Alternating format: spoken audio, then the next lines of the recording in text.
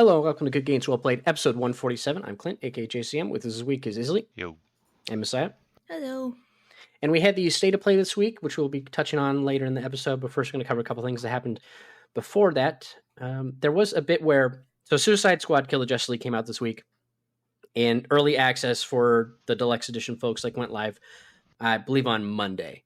And there was a glitch where as soon as you booted it up, it had you just complete the game. It's oh, you're done. So they had to take the servers offline an hour after going live, which is such a silly little glitch.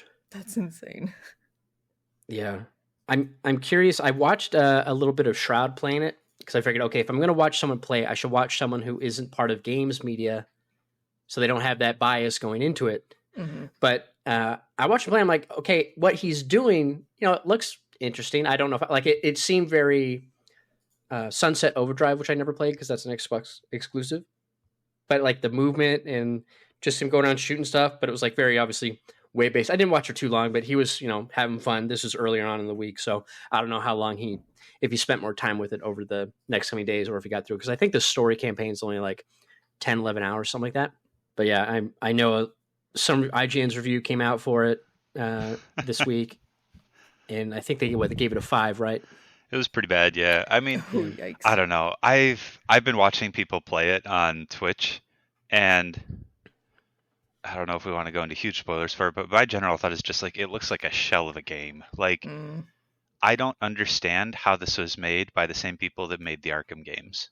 I just don't get it, because it is so wildly a shell of a game that it just amazes me. I was watching a streamer try to do a mission where essentially he had to take out some enemies on top of a rooftop, and you grapple / jetpack up to the top of the rooftop, but he couldn't navigate up there because the controls are also so wonky that he just couldn't get to the rooftop.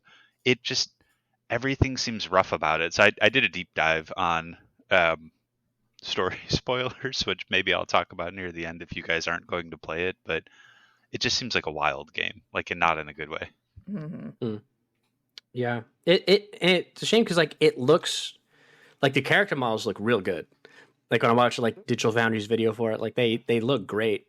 But yeah, it's I'm curious if you could break down what percentage of the game is their DNA, and then what percentage of it is being pushed by the publisher to make, essentially, they're not calling it a games as a service, but to make a games as a service. You know what I mean? And how much of that pressure corrupted what could have been potentially a great single player game, even if it was with still Suicide Squad Kill the Justice League. Did you read what their games as a service DLC roadmap is? No, I didn't. Oh God. Okay, oh no, it's massive spoilers, but their roadmap for what it is just absurd. If you aren't going to play the game, I highly recommend reading what they mapped out, because it just honestly is kind of funny from an outside perspective. Yeah, I know they have they introduced the Elseworld stuff, which is the multiverse for DC, which could from a content standpoint could be kind of cool in the sense of okay, we could potentially bring in other versions of heroes, hypothetically, and then fight them. Either they're slightly different, so they're changed, so it's still, this character you fought previously, but then it's changed because it's from a different universe. So that seems like it could be cool from if you can design something like that. Because I hear the boss fights aren't necessarily that great, but there are some that are pretty good, but overall they're not super good. So but yeah, it's well, I think people don't like the boss fights because they're not nearly epic enough or developed enough for what they should be, because the boss fights are essentially killing the Justice League or trying to kill the Justice League, and it seems like the main complaint is that they're kind of treated just as any other goon boss fight. They don't have the epicness that should come from facing one of the biggest superheroes. Yeah, I don't know. It'll be interesting to see like the legs it has. I know, like, Batman Arkham Knights, like when that came out, there was a lot of like, oh, this isn't, one, it's not the proper team, so people have reservations about it being good and whatnot. And also when it came out, it was very much like, yeah, it's not at all what we wanted. It was talk about it being only 30 FPS on next gen and yada yada, and not too much gameplay, but the conversation around it didn't really last that long. And then so I'm curious what the tale is going to be for this, considering it's supposed to have a large content roadmap. I was trying to think of the other, the Marvel's Avengers. That game was like online for like 2 years, and they shut that down. So I'm curious if they'll cancel the future roadmap for this game, or I don't know what they could do to turn it around if it doesn't perform well in the short term and the long term. But I guess we'll just have to wait and I think see. they mapped out basically like 12 seasons they wanted to do for the game. That's fine, but typically nowadays you mention that because you want to hope people will, get them hyped to come back after they finish it, or because a lot of times too when they do roadmaps, they'll be like, "There's something that's going to be coming out within a couple weeks." It's like between the time of getting the game going gold, or just we're just tightening up some bugs or with this and that, we can work on some other content. So at least when that roadmap hits, it's like, okay, you got something you're going to play it, you'll probably beat it, maybe do some other stuff, grind for some gear. Then you'll have a content drop in like 2 weeks, 3 weeks post launch. Sure. Play that and then get into that bigger gap cadence, kind of coming back to the game, yada yada. But yeah, I'm curious, like, well, how many people are going to come back? And then it's like, if they're not seeing the players return or the base growing, then what's the incentive to keep doing it versus just, I guess maybe if the people who are doing that content, it's a small portion of the team and the rest of the team is working on your next IP, then given what the roadmap outlined, I'm guessing it's a small portion of the team. We'll see what happens. I'm sure there'll be lots of stories and news reports about it on Bloomberg or something. But speaking of Bloomberg, they reported that Embracer Group apparently canceled a Deus Ex game that was going to be in development by hitting Eidos Montreal with some layoffs. Of course they did. Yeah, in a statement that was released by Eidos Montreal on Twitter earlier this week, they said the global economic context, the challenges of our industry, and the comprehensive restructuring announced by Embracer have finally impacted our studio. The difficult decision has been made to let go 97 people from development teams, administration, and support services. And then, did they say IGN, how big that was as like a percentage of their actual company? They didn't say. They just kind of said, hey, we laid off some staff. But yeah, apparently those folks were going to be starting to work on the next Deus Ex title. I know that Elias, I don't even attempt saying his last name, but the voice actor for Adam Jensen had said on Twitter, like, he was never reached out to about, coming back to voice Adam Jensen, but he's like, but that's not the point. It's like, I'm more, I feel for the folks who were let go. It's like, it sounds like maybe it could have been like a game outside of the Adam Jensen storyline. But yeah, it sounds like they were, starting to get ready for development of that game, or maybe they had already been, because unfortunately there's like two different reports. So one that says like they canceled a game and then that it was partially already being developed for like a year. And then the other bit saying they were going to get heavy into production in the next couple months. So, but either way, it kind of bums me out because I'm like, I like the Deus Ex Great games. games. I mean, they were all fun. Even if the stories were a little like, stories didn't quite hold up to the original games, but man, they were fun. I loved the stealth in those games and just the branching paths in the newer Deus Ex games were phenomenal. Yeah, and it's curious because like you still have that gap. Like the I like the idea. Like I never played the original Deus Ex, but I know the story. And Human Revolution taking place before that game, because I think the original Deus Ex takes place in like 2050 something, and Human Revolution is 2027, only a couple years away. And it's about that first step into human augmentation, but in the original, that's no longer done anymore. It's all neural implants and what have you, because they realized like it just didn't take off. I mean, clearly we see in Human Revolution that's the thing, right? Everybody, you need the immunosuppressing drug in order to prevent your body from fighting back against your augmentations. But that's why Adam Jensen's so special, which leads down the line to the neural implant augmentations that they get. But like, there's still that gap between, so I forget when Mankind Divided takes place, but it's clearly a couple years after Human Revolution. So it's like, okay, you still got the 2030s and 2040s. You have that gap between people moving away from human augmentation, like physical augmentation, to neural augmentation. You can still do stories in there. So even if it's not Adam Jensen. Oh yeah, I mean, they totally could have gone with a different person for that universe. It's such a creative universe. All they really need is just, well, anyone that is willing to get / has augmentations. They could write a good story around. Yeah, like it would be interesting too if it was like kind of like Far Cry 2. So in Far Cry 2, like the main character gets infected with malaria at the beginning of the game, so you have to get this drug from the people you help out, and at random points in the game, you'll get hit with like this side effect sickness from malaria. It's like it affects your gameplay, and you have to like pop the pills to make the symptoms go away. It's a interesting little mechanic. But if they had that in like a Deus Ex game where you're someone who isn't Adam Jensen, so they're having to take the immuno boosters or suppressants to stop your body from fighting back, and it's like in the middle of gameplay, it's like, oh, you start having little like glitches or have you like got to pop those things. So it incentivizes searching for those medicines. People probably wouldn't like it nowadays, but I think that would be really fun. I mean, it wouldn't really be any different than any number of survival games with like a food or hunger or water mechanic, and things like that, can be done well, or they can be just tacked on at the end. So there would be, like, I could see a way where if you had to take immunosuppressants, instead of every hour of real life time you have to take an immunosuppressant, they tie it into the gameplay.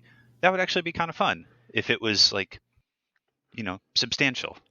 Yeah, because if it's based on like if it's like Cyberpunk, right? So like the more you use your augmentations, the more that let's say some sort of meter builds up to where instead of going cyber psycho, you get hit with the side effects, and those side effects. But unlike a thirst or hunger meter, which give no real detriment when they get low, you just die in most survival games, and you just munch bread, there you go, you're done. But this is like maybe if it's behind the scenes. And you can be like proactive and like pop a pill if you use like a bunch of augments and be fine, and maybe fill your meter to 100 behind the scenes. But like if you lose track of it because they don't put it in the UI, that would be nice, because it's like, okay, now it's you're in the middle of a fight, you're popping a bunch of augments off, you're killing people, and all of a sudden it's like your character starts seizing up because they can't really do it or whatever. It's like, oh shit, I gotta pop get the pill, or inject. Mm-hmm. And for all the shit that Cyberpunk got, they like tried doing a system like that with the overload stuff. I can't remember what they referred to it as in the game, but they like started developing a system like that, and it just didn't quite go far enough. I think they didn't in the 2.0 update. I think they made some changes. I should play that. I forgot that existed. It was either part of 2.0 or when the Phantom Liberty DLC came out. But I know, like, because that was the thing, people were like, oh, I like seeing the Cyber Psycho in the anime, but I wish there was more of that in the game. And I think now they have it to where you can do some of that. But I didn't look into exactly how it's implemented, but yeah, I mean, that would be exactly the point, is like the show has Cyber Psycho, which is kind of a major part of the show. And you don't need someone like Adam Jensen for the storyline. The story could be about someone without the immunity struggling with implants. Like, that is an interesting story too. So yeah, we'll see. They said they wanted them to focus on a new IP, so who knows what they got on the books for new IP. Moving along, so I saw this article about Avowed, which of course Obsidian's upcoming RPG. I recently showed off some gameplay for it, but I guess like you can only play as a human or an elf and not any of the other races that are in the world. And their reasoning for it was like, well, you're from this region of the world that only has those two races. It kind of reminded me of Kingdom Come Deliverance. I think that was the game, right, a couple years ago, where it's like, where's all the black people? It's like, well, this in those ancient times, yada yada, and this and that. Like, I feel like I saw a different answer for that, which made a lot more sense than the scripted one, which was just, I think they said something like, you're first person, so it doesn't matter anyways. And I'm kind of like, yeah, that makes sense. You just see hands.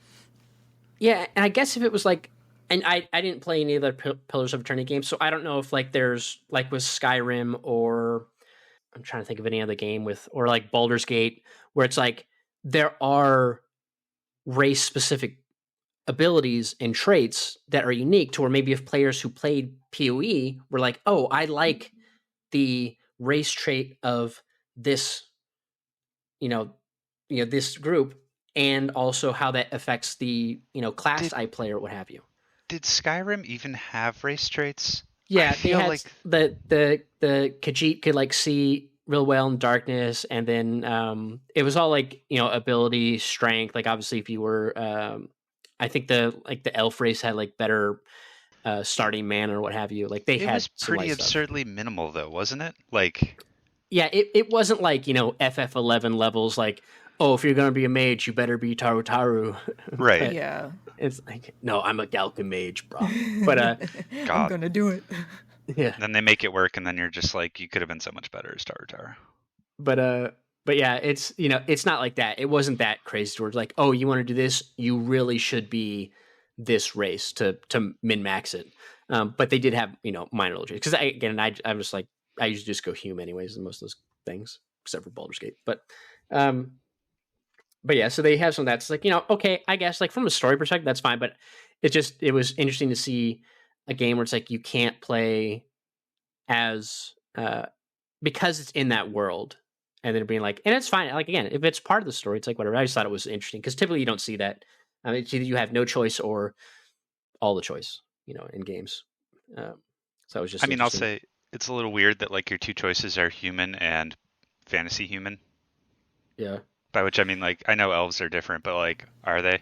People pick elves because they're human with pointy ear. Just more racist humans. Well, yeah, I mean, it's like the only reason people pick elves is like, oh, it's a fantasy game, therefore I shouldn't play human.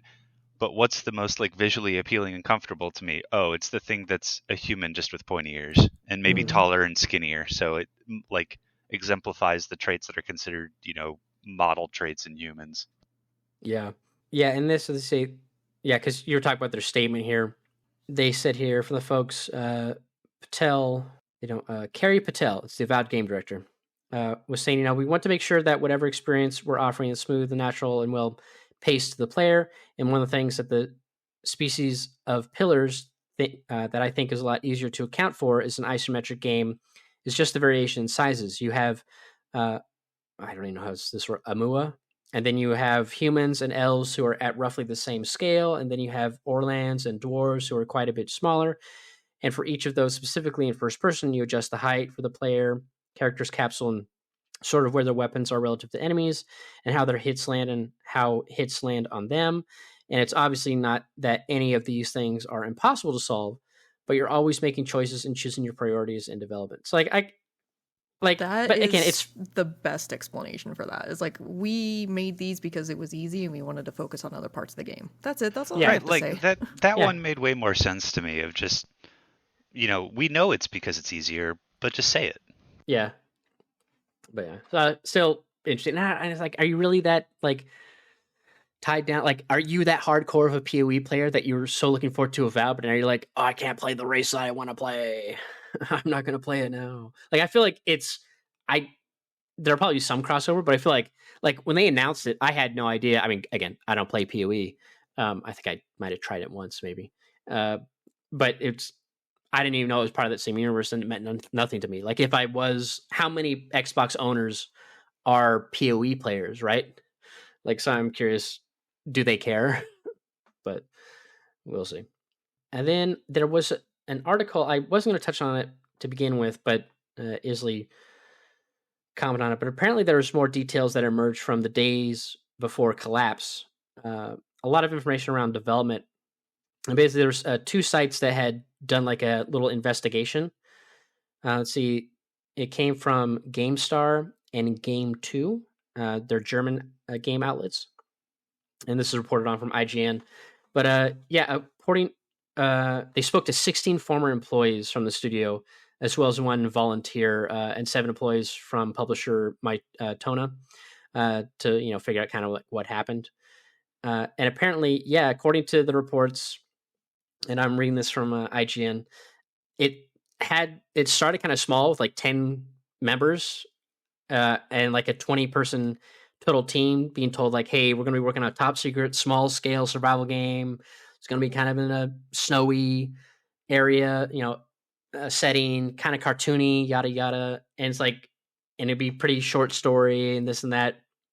And then it snowballed over time and just overscoped and eventually became the day before. So like there's just alterations being demanded on the team, and they were super upset that because the game they had at the beginning they really liked, like the team who was working on it, but then they got hit with things like, oh, we need to have character creation like in Baldur's Gate 3 and Grand Theft Auto Online, so you have to add that to the game, and oh, we need to make it more realistic, oh, and we're going to change it entirely from what it was before to this, that, and it kept changing over and over and over on this poor dev team, of just like unrealistic deadlines and demands and stuff.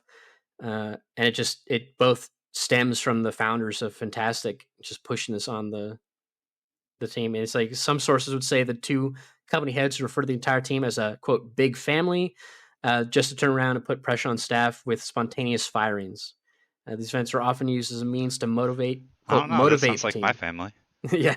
One of the sounds pretty accurate. That's right. With one of the team's 5 testers fired 1 week before after one of the brothers found a bug. So it was like, yeah, just a lot of crap. And it's just, yeah, not just bad development culture and stuff with the team. It's like, all right. But, there's a hate campaign against them. So, yada, yada. It's from last week, of course. And then the last bit of news I saw was apparently Miles Morales Across the Spider-Verse was originally going to have a reference to one of the Miles Morales glitches, where, I don't know if you remember, but when Spider-Man Miles Morales came out, there was random glitches that would turn Miles into pieces of like just objects, like a trash can or refrigerator. Yeah, so they were going to put like a flying refrigerator or trash can just in one of the scenes. I was like, that would have been so good. Right. I love that kind of stuff. Because how many people would have known? Like, they'd have to remember the glitch that happened in the game that came out a couple years prior, and then it's that. That's one of those like actually good Easter egg kind of things. Yeah, mm-hmm. Like a deep cut Easter egg joke. A community driven Easter egg where it's like the community that knows it, and if you don't, you're just like, why is that fridge there? Yeah, what the heck? Why is there a fridge? Because it wouldn't even be dressed. It wouldn't be like the spider T-Rex where it's like he's in the costume. It's just like a fridge swinging on a web. It's like, okay, but yeah, that would have been great. But yeah, that's basically it for the news. And the last big thing we have was the Sony had a state of play. It was about 40 minutes long. We'll go in order of what was shown. So they kicked it off with Helldivers 2, which comes out very soon. I think this next week, I believe. Is that when Helldivers 2 comes out? I know not a lot of people, but I heard some streamers who are going to be streaming it. I typed in Helldivers 2. February 8th. Yeah, so it comes out in a couple days, Thursday from this recording. So that'll be coming out. They just showed off another trailer for it. But man, the trailers, and I thought I was going crazy, but then I heard, I saw Dark from Digital Foundry on Twitter say like, yeah, they like super compressed the video before they export it incorrectly before they loaded it to YouTube. So like the video looks real bad. So the game looks bad. And I was like, yeah, this video looks weird. Like it doesn't look good. Like especially compared to the other video. I was like, oh, the bitrate maybe is bad. Cause usually when I see a game trailer I like in a live stream, I wait for like, the single 4K trailer or like the singular trailer to come out and then watch that because the bitrate will be better and it'll look better. But yeah, it was just weird. Standalone YouTube video that just looks bad. But yeah, I'm looking forward to seeing how that does. I'm not sure if I'll jump into it right away, but that was there. Then they had a big segment on Stellar Blade, which comes out April 26th. I forgot this game existed. I don't know how, but I just totally forgot this was a game that we've known about for a while. Yeah, it does that thing that, and other people have kind of echoed this sentiment too, where that I'm also getting kind of tired of, and it reminds me of like in-game tutorials where it's like, oh, and then over here's where you go and talk to people to get a side quest, and here's where you can upgrade your gear. It's like, I don't need that in a gameplay overview. I assume just say like, here's your hub world where you can get quests, turn in upgrade gear, yada yada. You don't need to show me all that. Like, I know that. I'm a gamer, but it's like I guess for new gamers. But then I'm like, okay, but how many new gamers are jumping into Stellar Blade as their first big game versus like typically new gamers will jump into like an IP or that they're familiar with. You know what I mean? Not just some new thing here. But anyways, that's always kind of weird when they show that in. And they did the same thing. We'll talk about it later for Rise of Ronin, where they like, oh, and here you can upgrade and do this and yada. And I'm like, I don't need this, but we get it. You're a game. Other games do this. It's nothing new. But yeah, big long segment. Are you interested in this game at all, Easily? If it reviews, like I think it looks interesting, and I think it looks like it could be a ton of fun. But it is in that realm of definitely wait to see how reviews play out, and if I see like Twitch streamers that are really loving it, then I'll probably get it. Yeah. What about you, Sai? Is this your kind of game? I think I'm kind of in the same boat. It looks visually fun, but it can only carry the game so far. So I might wait and see. It does look like my kind of game, like a kind of anime, very flashy, very like quick paced type of game. But if it's, I don't know, if it's like really shallow, if it doesn't have a good gameplay loop, then I probably am not going to play it. I think it looks like generic anime game X, and yeah, sometimes those games are really incredible. Like, just off the top of my head, the one that comes to my mind is like, I find Star Ocean games to be like visually the most generic looking games ever. There is nothing about the aesthetic design of those games that I could point out to you and say like, this is what sets them apart. And Stellar Blade kind of reminds me of that in this, not the visual aesthetic, but well, kind of. But those games are amazing. So I haven't seen anything that makes me want to pre-order it or buy it right away, but I'm definitely like, I'm watching it, I'm following it, doing what people should do of, if it reviews well, I will probably pick it up, and if it doesn't, I won't. Yeah. Yeah, I for some reason, like, because I like the, and I'm just to call it like the anime aesthetic. Like, I like that about like Persona 5 when I played that. And then, but things like Code Vein, which I never played, but I'm like, I like it. I just, for some reason, I just don't jump into them. And this is kind of where like, it looks interesting, but I don't know how I'll feel about it because I don't play much of those anymore. So I'm like, yeah, I have no idea. Like, it could be a game like that I would love. Saying I think about that with like a lot with Yakuza, like, Yakuza, Unlimited Wealth, whatever came out. Like a Dragon, Infinite Wealth, yeah. Infinite Wealth, there we go. Yeah, Infinite Wealth, that's where we go. Like a Dragon. Yeah, that came out. And I'm like, would I like the Yakuza games if I played them? Or if I just jumped into Yakuza 7 and then went from there? Like, maybe I would really like these games, but I don't have that desire to even jump in right now. But it's like I'm curious, like how many games. Like, I wish I could see like, show me the other timeline where I'm playing these games and I'm super into them, so I could tell myself like, yo, you would love this series. Play it. I mean, I think you like. I love the Yakuza games, and I've only played one of them, so but I've watched all of them. I think there are certain games though where like you follow the games or you become attached to a series or developer in such a way that if they make a game that looks somewhat generic, you have like a level of trust, or you're going to enjoy it anyways. And I think that when a game looks generic but it's not by someone you already follow, then it falls into the like, you really need good marketing. So how effective can your marketing be to get people to like say, oh, I do need to play this, I can't miss out on the hype train? Yeah. The other thing too is like, I feel like those games they're also long, and I don't have that much time to play like I used to back in the day. So it's like, typically it's like, oh, I could invest in a Yakuza game. It's like, oh, 40 hours, oh, that's fine, I could do that in a week or something. But now it's like, yeah, I can't do that. I mean, even playing Baldur's Gate, I didn't beat that until the game came out beginning of August, and I think I beat it in either the end of August or beginning of September, right before it came out on PlayStation. But like, because it just took so long to get through it. Yeah, and then you turned around right away and said, hey, I'm going to play a Dirge playthrough. That's right. But my dirt's just sitting there in Gauntlet of Shar because I'm like, I got some other stuff I want to play right now. But yeah, it really just comes down to time. It's like, because at least when I had more of it, making that investment and maybe not liking something, it's like, okay, whatever. I mean, I've played games that turned out pretty bad. Once I beat That's them, Gambit.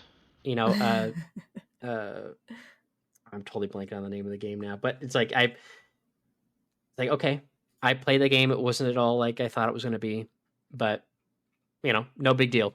I just hop onto something else. I feel like that the time aspect influences a lot of my decision now, because like I love generic looking anime game.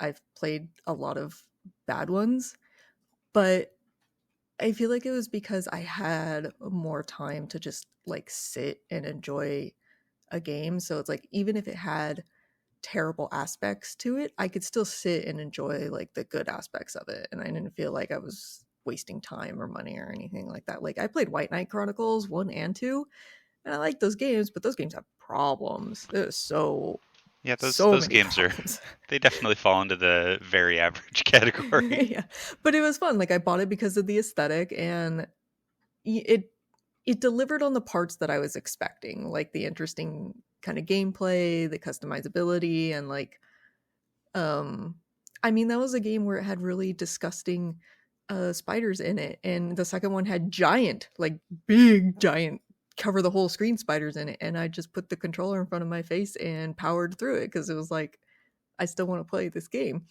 But now I feel like my time is so limited that it's like, if I wanted to play a game like that, I need it to be short, and I need the enjoyable aspects of it to be really, really good. Because otherwise I feel like I'm just like, there's other things I could be playing that are actually good. Yeah. Yeah, too, it's like, it's like, okay, maybe you had a busy day at work or something, it's just bad day. Like, I need the comfort game. Maybe I don't want to, do the grind of this other game where it's like I'm just not in the headspace to play it. I mean, I have that a lot with other games where it's like Baldur's Gate. I really want to play this game, but it's like certainly I had that a lot when I want to start a game. Like, oh, I really want to play this, but I know it's going to be kind of heavy, so I'll just wait. Or like, when I wanted to have my wife watch Chernobyl, and she's like, I'm not ready to watch something like that just yet, so we waited a bit before we watched it. To be fair, totally true about Chernobyl, though. Yeah, understandable. Yeah, totally understandable about that. It's only 5 episodes of sadness, but oh god, yeah, it's so good. Complete it's devastating, so good, like. Yeah, a React channel I'm watching's finally started. They're on episode 3, and it's fun. Man, I wish more people whose content I enjoy would do React content. Just, it's so easy. Like, the effort to do just a React. It's like, I would love to watch you react to something, but except it's in the like hot button right now of, is React content really content? If you do it properly, yeah. Oh, I just mean like there's so much. Oh man, there's so much online discourse right now about whether or not React content is like a valid form of content monetization, I mean, or whether it's been a not. Thing forever. Well, like, don't monetize. Like, videos shouldn't be monetized for React, but having like the Patreon exclusive, like full length reaction where it's just the commentary and you have to watch your own copy of the movie, like, it's fine. Just don't monetize the reaction. I know a lot of it came out because XQC would just put it on his stream and then like walk away. Yeah, that's who I was thinking of. Yeah, there's no saying it. Yeah, and like I get that like on Twitch, but like when people edit it down for YouTube and it's just like turning a 3-hour movie into a 30-minute chunk of reaction, and it's fun to watch. Like, I like watching. It's funny how much people have to edit certain things to avoid dealing with strikes and stuff like that, where like some people will they will reverse the image, which always throws me off because not everybody does that, but some people do, usually the smaller channels. And then some will do a thing where like the image will kind of fade in and fade out. A lot of them do the thing where they mute the music. That's very popular because you don't want to get hit. But yeah, there's definitely different degrees of reaction, and there are some who do like, they'll watch it like Blind Wave is really good, where they'll like they'll have the reaction, and then they have like a full-on discussion about it after the fact. So it's like, and typically that discussion sometimes is longer even than the reaction bit. So they're really good about that. But yeah, it's just fun, man. It's fun to watch people watch something you like and see them like it too. I mean, it's just a positive content feedback loop of, oh yeah, I really love this thing. Oh, they love it too. Oh, great. It's just fun. Plus, it's like I've said it before, it's just such a good way to rewatch something that you own that you don't want to rewatch the whole thing. So I'm like, okay, I can watch 10 movies in a couple hours. Easy, because it's React content. It's like they dice it down to 30 minutes. I know the story anyways. I just kind of want to rewatch all the big bits and see other people see it for the first time. I mean, that's why you share stuff with friends, right? You're like, hey, watch this movie. But anyways, I don't know how we got there. But next at State of Play is Zenless Zone Zero. I must have missed this, but it just revealed that the PS5 version of the game is coming. This is the next game from I don't even know what this is. It's the from next MiHoYo. Yeah, HoYoverse, the makers of Genshin Impact and Honkai Star Rail. It's in development. It looks good. I want to play it. And another gotcha hellhole for me to fall into, but as long as it's fun, it's fine. Yep, they gotcha. Then there was another trailer for Foam Stars. Then there was Dave the Diver is going to be arriving on PS5 in April, along with some Godzilla content that's going to be coming out with it. So there's that. V Rising also got a trailer showing that. It's coming later this year to PS5. I always get, what's the other? There's V Rising, and then there's the other one. Vampire Survivors? No. Not Vampire Survivors. It was no, it was like another vampire game. Maybe it was V Rising. I thought there was a different one. But anyways, that's coming out. It's like a top-down action game. But that'll be coming out later this year. Then there was a new trailer, or not a new trailer, but like a surprise kind of drop for Silent Hill: The Short Message, which also shadow dropped on PlayStation for free at the thing. Now, I haven't played it myself. It seems very PT, and I did see a bit of a stream of someone else play it. Some folks from MidMax, just like a short reaction of them getting like scared. But I haven't tried it myself yet. I was gonna try it before the podcast this week, but I got distracted. So I'm curious how long that is, but I definitely checked that out. And then after that, they showed Silent Hill 2, the remake, showed that there. Then there was a new trailer for Judas. This is the game from Ken Levine. Again, this goes back. It's funny because we talked about this a couple months ago, I think, where it's like, what I love about Kojima and Death Stranding is how it's like he'd been doing Metal Gear for so long that Death Stranding is so insanely different for his first game that he makes once he went independent. And I love him for that. Like, he just did something crazy. And I really like Death Stranding. And it's like, I'm sure Judas will be a great game and I'll play it. But when I watch it, it's like this it's still BioShock. Like, it's the opposite end of the spectrum where like he left and people are hoping that Judas returns to the first BioShock where it was maybe more horror than the follow-up games. Not that it's not like a huge horror game, but I think that you have two paths of like when creators break off from the studios. You either have they iterate upon what they did at the studio in such a way that like they create something totally weird or new, Kojima, or what people want is they want to like return to the glory days of like the first game. And the follow-up BioShock games, to be clear, I actually think are better than the first one. But I definitely think there's either the nostalgia trend towards the very first game that creator made, or they try something totally new and it's just weird. Maybe good, but weird and new. Yeah, it's like it's the spiritual successor, right? Like you get Oh my god, I'm blanking on the Castlevania game. I played it. What's the Castlevania game called? Bloodstained. Bloodstained, yes. Like you get that game, like I think the person who made Recore, I'm blanking on it. What did they do before that? What were they known for? Oh, God, this is going to bother me. I need to look this up because, Recore. See who finds it first. Recore is actually, blah, blah, blah, blah, blah. I'm trying to look at the Wikipedia. Armature Studio, This isn't helping.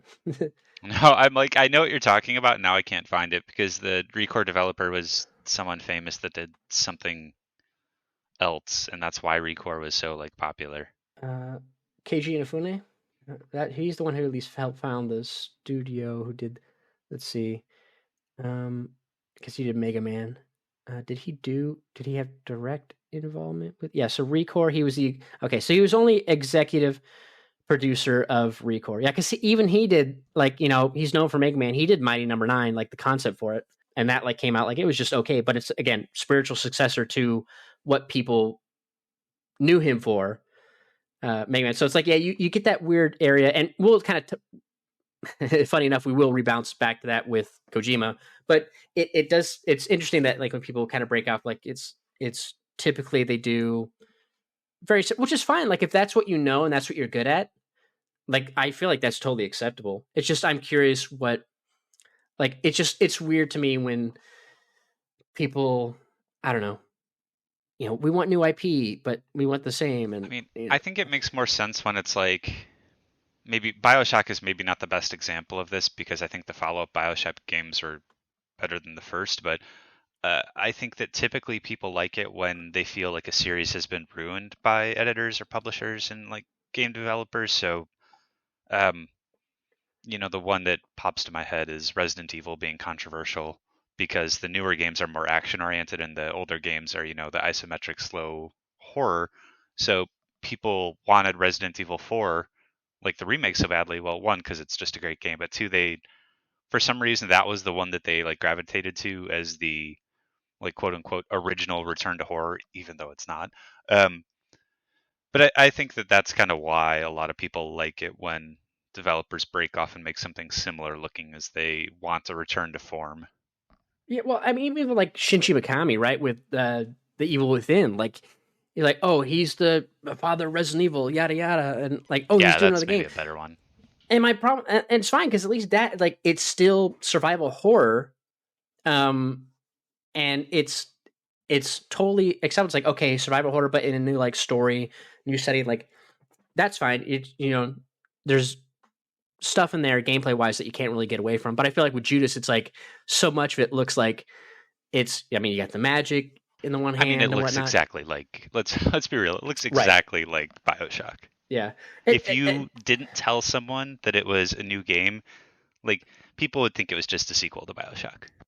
Yeah.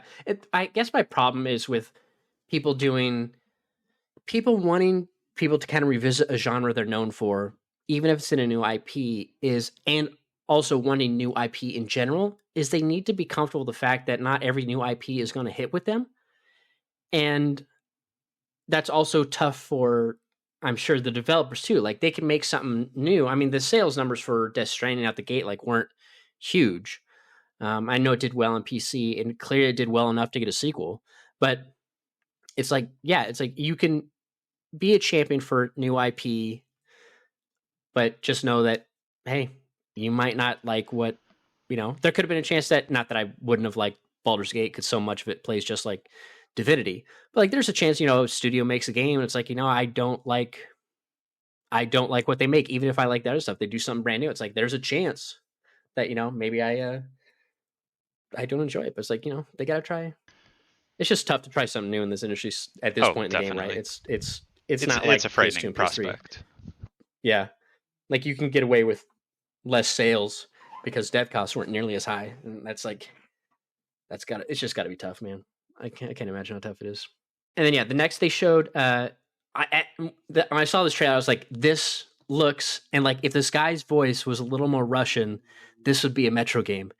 And then it's like, it was a Metro game. It was Metro Awakening, which was a PSVR 2 game. Sure, it's coming out on, I think, Meta as well, or one of the platforms. I know they tweeted out like right after the announcement, like, oh, it's also coming to our platform. But it looks really good. And then I was like, okay, cool. So when I eventually do get a PS4 2, I'll definitely play this game because it looks good. It looks good like how Half-Life Alyx looks. And then right after that, they followed up with a VR game called Legendary Tales, which, no offense, different art style, different developers working in VR, but it was so jarring to go from oh, a Metro game that kind of looks like Half-Life Alyx, to, oh, it's the PSVR 1 kind of fight the skeleton sword and board thing when it first just started. But then when I watched it, I was like, oh, it looks like they're doing stuff that actually looks kind of cool and fast-paced. I don't know if I'll play it later, but like, okay, and it comes out on February 8th too, so that comes out really quick.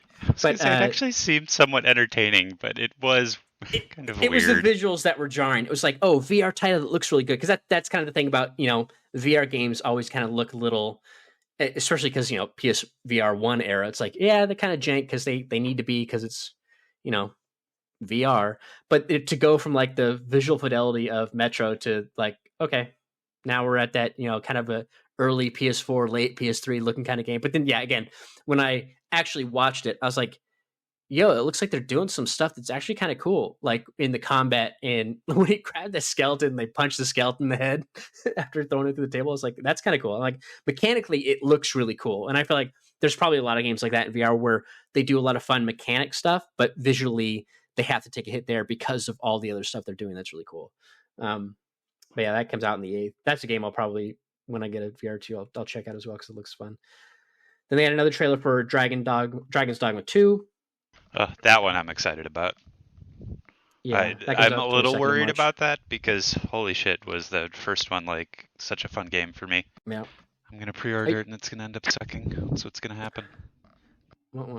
Then they had a big trailer for Rise of the Ronin, and then they did the same thing they did with Stellar Blade, where it's like, oh, and these people will upgrade your gear and yada yada, and it's like you run around. They did say something about like, oh, and the choices you make will kind of shape. So I'm curious, like how much what you do actually changes the story, because a lot of games say that, but nothing really big happens. But that's a game I'm looking forward to. It didn't. I don't know if it's like maybe it was just the stream, because I didn't watch like the standalone video of it after the fact, but I was like, it looked a little visually downgraded, but I think that just could have been the stream when I was watching it. But yeah, that looks fun. Like it'll be fun to play. And again, that comes out really soon. So that should be exciting. I like they have that one enemy that reminds me so much of the centipede elephant enemy boss, whatever they call them in Sekiro, where it's like with the claws and all you do is block, and then kill them. Fight. It looks like a fun game. I'm excited about Rise of the Ronin. Yeah, it looks fun. I love how it's like, I love the not taking physics too seriously, like keeping it to Ghost of Tsushima, where like they grapple to the roof and then they go grappling into some wings and from wings onto a horse. And I'm like, okay, I'm all about, dude, give me movement in a game. I don't care if it's unrealistic, dude. I love movement. That's like the best part of Spider-Man 2, man, is the movement. But yeah, I love just running around quickly, getting places. Obviously, it'll probably be limited to where those grapple points are, only in the big city areas, but who knows who's climbing up trees, putting in little grappling hooks.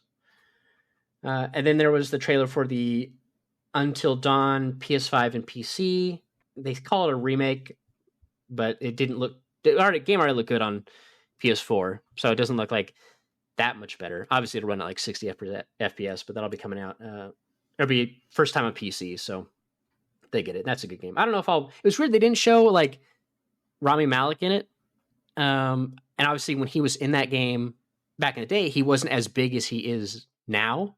I was like before, I almost called it Bad Robot, but Mr. Robot and everything came out, like all the other stuff he did after the fact. But yeah, that'll be coming out. I don't think they had a release date for it. They just said it's coming. Uh-oh. My monitor just went black. And then we got like a 11-minute trailer from Kojima, edited by Kojima as per usual, for Death Stranding 2 on the beach. Is the official, which is such a weird... Is that actually what it's called? It's called On the Beach? Yes. Okay. Death Stranding 2 on the beach. I couldn't tell if that was like a joke that was going around or like what the deal was. Leaked a while ago, but that's the actual name of it. Okay. But yeah, big long trailer. The first character you see is George Miller, the director. They face scanned him and put them in there as a character, just like he did with Nicholas Winding Refn and Guillermo del Toro in the first game. So that's funny. But I mean, he's got a great look. So I'm like, hey, George Miller, the I don't mind. Put that I mean, character. it works. Yeah. A little strange, but it works. And then you have Fragile there with some gloves that I'm curious how they work, but like they were worked as a mask in that opening scene when they pull that body out of the cocoon that's got those weird follicles in its arm. But man, like Decima looking really good, because this will be the first. I didn't even think about it when I saw it, but like this will be the first PS5 only Decima game, because Horizon Forbidden West was also on PS4. And they did the DLC, it was only on PS5, but really the only thing that changed there from the base game was the cloud system that they added, which they couldn't do on the. And those clouds did look great, and that's a great DLC. But it's like it's still tied to that PS4, cross-gen engine they have in there. So it's interesting to see Death Stranding 2 here, and the character models just look real good. When the eyes open on the corpse, and the reflection of the light in the eyes just looks real good. The cat with the weird tentacle tongue and the wings, that's it looks on George Miller's arm so shoulder. Fucking weird, and it looks like more of Death Stranding. So like if you like Death Stranding, I mean, it looks like more of that, but even weirder. Yeah, what I love Somehow. though is that we don't need like 4 years of cutscene trailers leading up to it where you're like, what the hell does any of this mean? It's like if you played Death Stranding, you know the story, and it's like, okay, what we did with America, we're doing with sounds like Central America, but like the story of Death Stranding, so you're good to go. Obviously, a lot of the characters from the first game aren't there, and what was funny is like how many people who actually played the game don't remember any of the game, and maybe that's just a side effect of being in games media because you play so much. It just people don't remember much because everybody's like, "Why are they blue? Why are they blue?" When they're on the ship and Fragile's talking to Sam, and they're all like tinted blue. It's like, why are they like avatars? I'm like, do you not remember the beach and the seam? Like, this is what you look like when you're there. So I'm like, my first thought was, oh, they're using the ship to travel and using the beaches as a lane to travel through, like, because that's what Fragile does, like when she teleports in the first game. And I believe Higgs also has, because she has a higher level of dooms than Sam does, so she's able to do that. Her level of dooms. Sorry, I know it just I respect Kojima for his style, but like some of the shit that they come up with just kind of still makes me laugh. Well, it's a thing too. It's like with like a fantasy game where it's like, okay, you have to, if you change the names of any fantasy book or whatever to the names of actual cities and fantasy concepts to more like a scientific, like, like, oh, she teleports, and then just call dooms like a common like whatever condition it would be in real world, you had to be affected by the Death Stranding. And then it's like it'd make more sense because those are words and stuff it's like, okay, we have a concept, but we have to give it a funny name because it's unique to our thing instead of getting like the I just feel like name. he chooses really funny ones, like more so than other directors. I think he's just kind of like, yeah, let's just go with dooms and the Homo demons and the Homo ludens. But I mean, that one at least kind of made. I guess they all make sense. That makes sense, yeah. But people forget Homo sapiens. But yeah, so it looks really cool. I'm like, okay, so because you see the ship go into the tar, and I'm like, oh, that must be how they enter into the seam to go to use the beaches as fast travel points, essentially.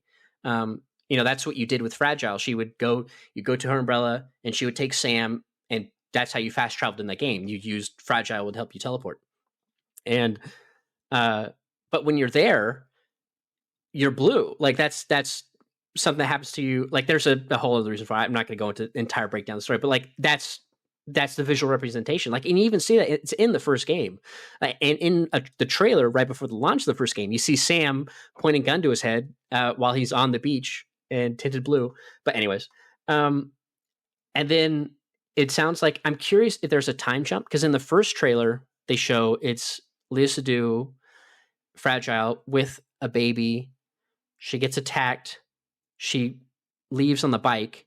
And then later she's talking to Sam, and Sam is like, he's like old Snake, right? He's like old Sam. He's got white hair, white beard. But he doesn't look like that in the trailers. So I'm curious if there's a time jump, or because Fragile, there's that scene too where, her whole body was covered by the time fall in Death Stranding 1. So she has like her underneath her suit, she's all wrinkled because her body aged because the time fall. But she didn't have that at the beginning of this trailer. So clearly they found a way to perhaps reverse that effect. So I'm wondering if maybe Sam got affected by the time fall between Death Stranding 1 and 2, and then they, however Fragile, reversed her aging, they do the same thing to Sam to help him get back to, whatever he is. I don't know. That's speculation. But Higgs is back because you leave him on the beach after you defeat him.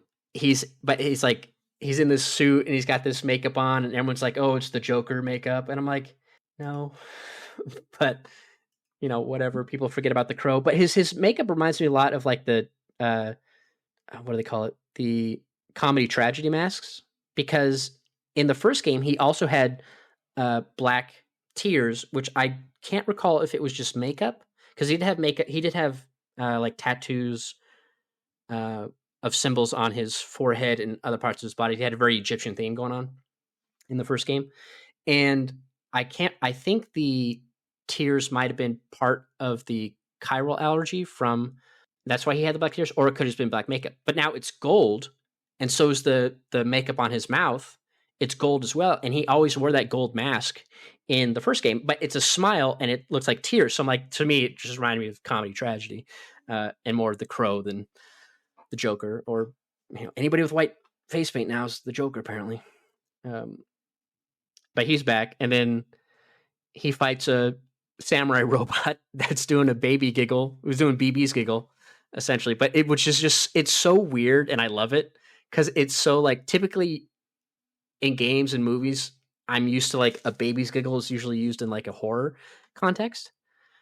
It's like a baby giggle, usually baby crying, but to see like a baby giggling while doing sword to guitar combat in the game is just, it's so weird, but I love it.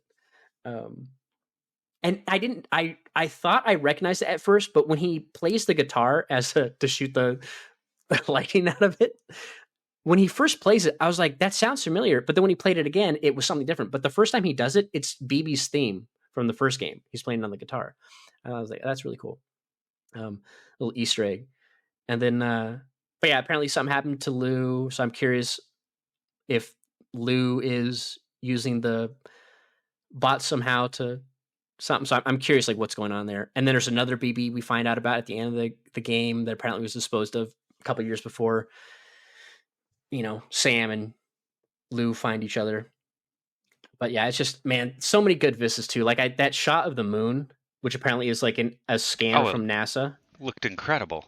Yeah, it's so good. You got that flying like winged BT in the distance, and he's just walking. Like, it looks so good. I have this as my wallpaper. I'm like, man, there's so many shots in that game. I love the idea of a flash flood coming in and destroying infrastructure. I'm like, that's so cool. But I'm like, is that random, or is that like going to be at a certain part of the story? Because like, if that's always happening, I'm like, I don't know if I want to keep putting down a bridge just to have it keep breaking.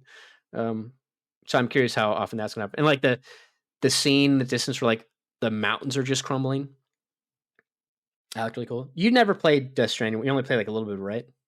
Yeah, I didn't finish the game. I played a bit. I mean, I enjoyed it, but I played it when it was free and tinkered around for a while, and I thought it was fun. I thought it was really pretty game, and I'll probably play the second one. Yeah, I think because this comes out in 2025, I'm definitely going to go and replay all of the director's cut, because I do also want to see the extra content, and just it's also in widescreen, and just being able to, it's going to be so fun to go back and just walk around and see the beautiful landscapes again, because it's just, that game just looks so good, and I love just I love the gameplay loop of that game, and just delivering the packages and finding paths around everywhere, dodging the BTs. Dealing with the other porters, the mules. But yeah, I'm excited to play more because I just love that. I love that gameplay loop, and I'm curious if there's going to be because it's only. Oh, you also get like a little half animated puppet that you put on your front of your belt, which I thought was a funny joke when he goes to put him on the back of his belt, and he's like, "Really, the buttocks? Like he's Mimir or something?" Like because that's. I thought that was funny, but I'm curious now because what's his name? Oh, no, I just totally blanked on his name. Die Hardman in the first game is always calling you, you're like Sam, and telling you something. So is Dead Man's always calling you as well. But I'm wondering now if there's going to be less of that constant communication because that was replay when I did start replaying Director's Cut. I'm like, man, I wish I can get through this. Like, essentially, that first section, that first couple hours is basically all tutorial until you get like to the giant tutorial and it's long. Yeah, it is long, and it's fine because I'm like, okay, I could see why you need to entirely new game. It's not like, oh, it's another something you're familiar with. It's like entirely new, and so it's like we got to teach you this, and that, yada yada. You have the one boss fight, and you have like a couple BT encounters you can do. It's like, okay, I get it, but like once it opens up, like that's once you get to Port Knot City and you get out there and you get to the big open world, it's like this is where the meat of the game is. And so I'm like, I'm wondering, okay, is there going to be less of that? Because you figure people returning should be familiar. Maybe, yeah, you have to do a little bit of onboarding, you know, like God of War Ragnarok does, yada, yada. So I wonder if even Spider-Man, you know, kind of gives you back, teaches you a bit, but the tutorial's not nearly as long. So I'm curious, there'll be less of a tutorial.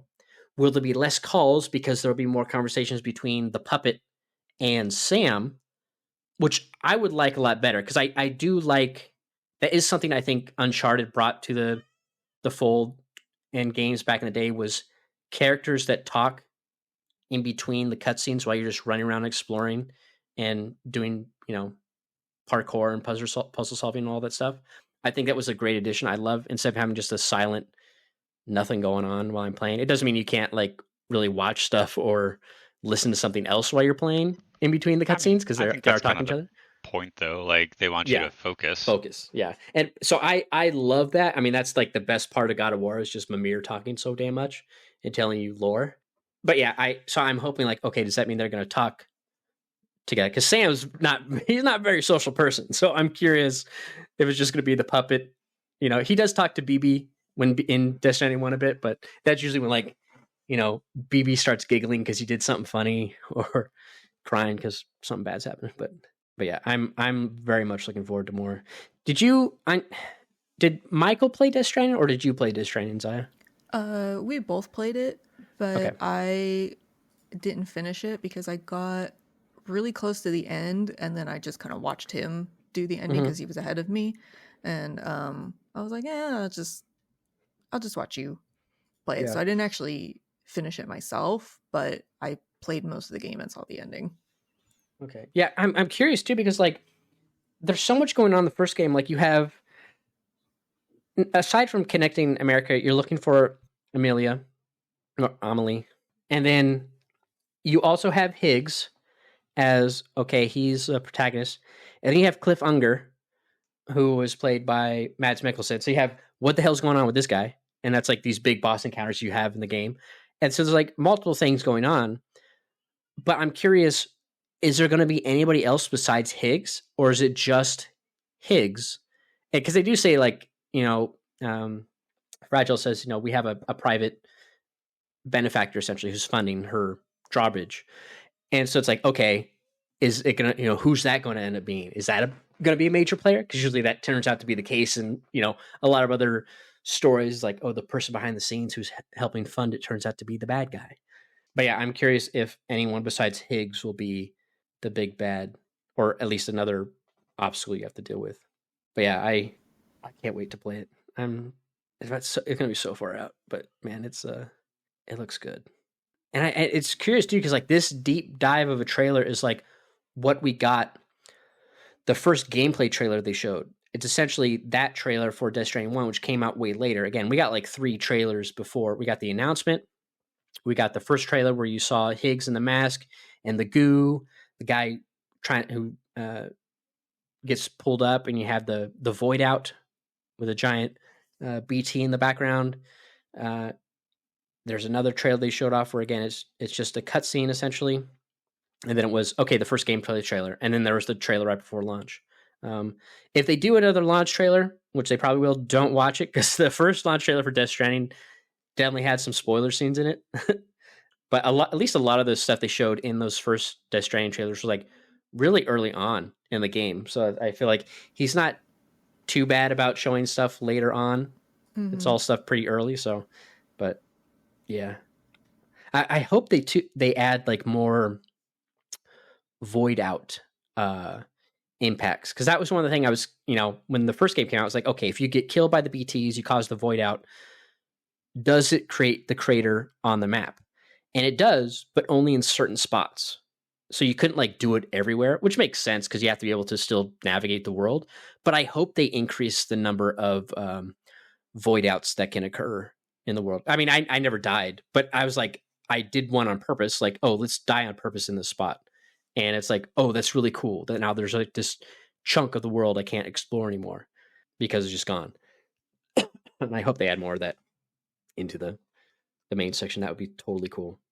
And I'm also curious, like, if they will expand the Stranding system to be like a bigger group of people, if it's going to be easier maybe to be on the same, we'll call it Strand servers as your friends. So like if Isley plays it and I play it, can we make sure that we can always contribute to each other's construction projects?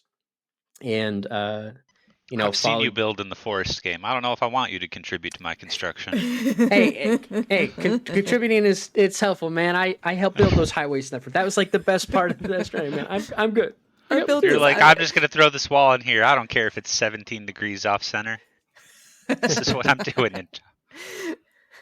No respect. Playing building games with an engineer. Yeah, no respect for straight lines. That's what the drafting plan said, man. I took architectural drafting in high school, and that's what it said on the plan. I just build it as it says. It doesn't matter if there's no post operation. You can gather the logs. There's no Paku in this building now, but yeah, I'm hoping they expand that, because that was always fun, and just that positive feedback of like building a recharge station or putting a ladder or a rope somewhere and then logging in the next day and just getting all those upvotes from people who found your object useful. I'm like, yes, I'm helping other people. It's just such a cool feature.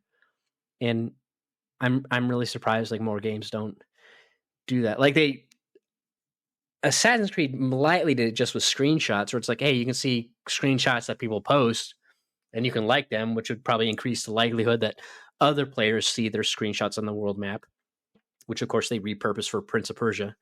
But yeah, just I love that community feature. I'm so excited for Death Stranding 2.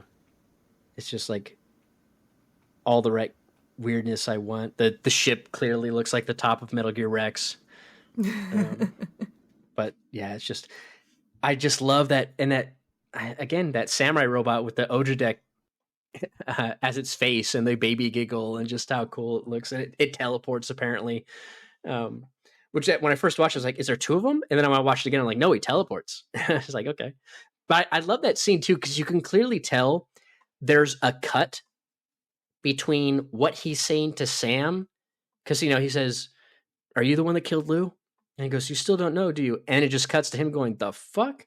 And then he turns around. Like, clearly there's a story conversation between that to when he then says the fuck and turns around and sees the samurai robot.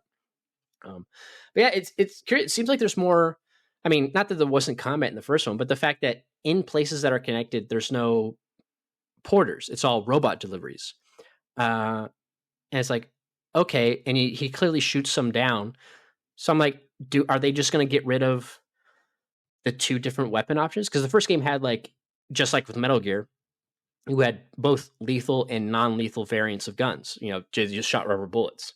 So because you couldn't kill any of the mules, because if you did and you didn't dispose of their bodies, causes a void out, which is a really cool thing as well. But so it's like you always just neutralize them, and that's basically all you did. Or you have like the Boyo rope was really cool. You just like pew, tie them up and like you're stuck now, loot them and then run off. But yeah, I guess it's like if it's all going to be robots, then you could just use regular guns. I guess the only benefit from a gameplay standpoint is that you're not spending resources making two. I mean, I don't know why you would make two to begin with, because in the first game, there's no need to make regular weapons.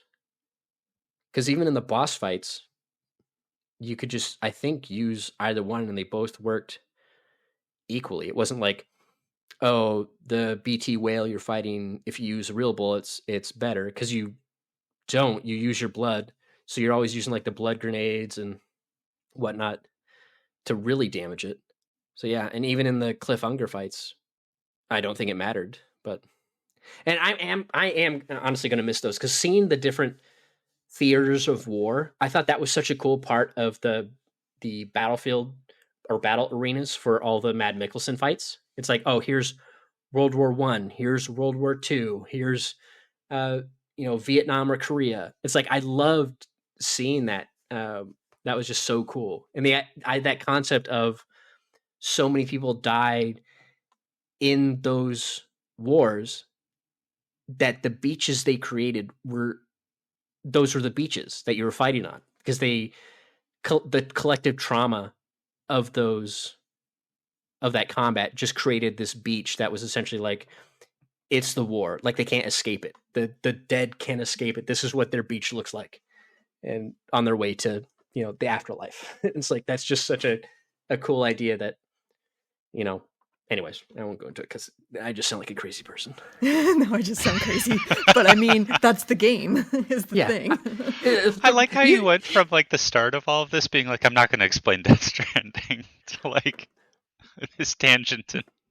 Well, I wasn't going to explain it in context to talk about the Death Stranding 2 trailer, but recapping of some stuff I thought was really cool. Because there's a lot of stuff like, again, if it out of context, it all makes no sense. But you play the game, it's like, it makes it. Hartman like explains so much to you, especially when you get to him in that section of the game. But yeah, I'm curious how many other chiral creatures we'll see, because we see the cat, and I'm wondering if we'll see some more. They have to be different designs. We see like that one looks like a giant hermit crab, but it's a hand, very Elden Ring looking. Guess what I hated in that trailer? Yeah, fucking hand is being creepy. Yep, the hand thing. But yeah. I thought it was really cool. And then after that, they quickly go straight into an interview with Herman Hulst and Kojima, and he announces that he's making a new IP that will be a tactical espionage game. So it's like, okay, is this going to be the spiritual successor to Metal Gear, which clearly is going to be on PlayStation 6 because it's going to come out after they finish Death Stranding, and Death Stranding's in 2025, so this game will probably release in 2027 or 2028. I don't even want to think about that. So, but hey, as a PS6 launch title, I'm like that, and that would make sense. Like they would give him, for not being a first party studio, they would definitely give him access to early PS6 tech, right? Like, hey, because they're working, if he's doing it in Decima and Guerrilla's doing upgrading Decima for the PlayStation 6, then yeah, that would make total sense that they would give him Kate Blanchett to, again, another. It goes back to the Pink Floyd joke. It's carte blanche, but Kate Blanchett's from 22 Jump Street. But anyways, that's the problem. Like when you make jokes that are just movie references or quotes from movies, like if people don't see those, haven't seen those, or remember them, then it's like, it's just wasted. People are like, does he not know what the actual word is? What? Yeah. But it's like, okay, I gotta stop referencing movies and quotes and shit like that all the time.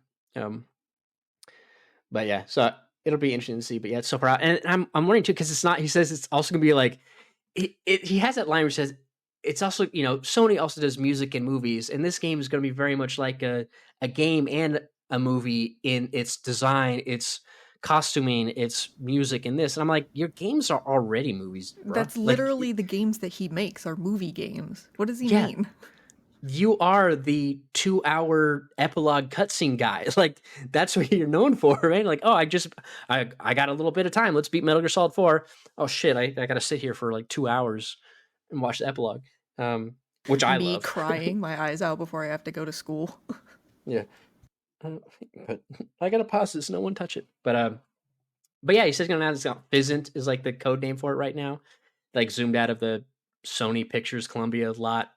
When I saw the Fizzant, I'm like, is that the name of it? And then later he confirms that Fizzant is the name for the project. But yeah, I'm curious. And he says it'll be like, he'll have in the game industry for 40 years coming up. I think next year, he said. And it's like going to be like a culmination of what he's known for. I'm like, well, the only thing you've made outside of Death Stranding is Metal Gear.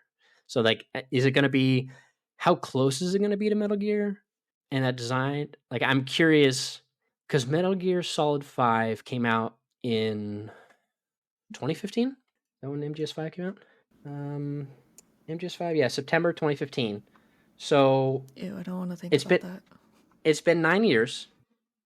There aren't many other tactical espionage games. There's no Splinter Cells.